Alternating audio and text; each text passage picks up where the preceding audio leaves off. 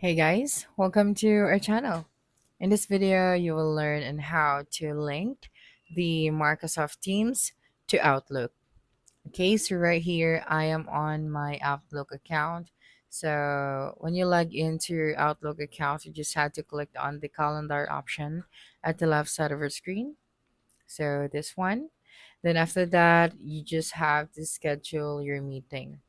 So for example, this one right here. So I just have to double tap that specific date and time. And then you have to add here the full information or all of the information for this meeting. So for example, meeting with production team.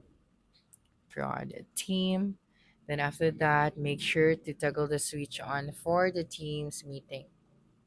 Okay, so after that, you can also add here a room or location, invite the people that you are having a meeting with. Then you can also insert files and more details right here. Then after that, you just have to save this option. Okay, so that's it for this video. If you think this video helped you solve your concern, please subscribe, like this video, and leave your comment below. Bye.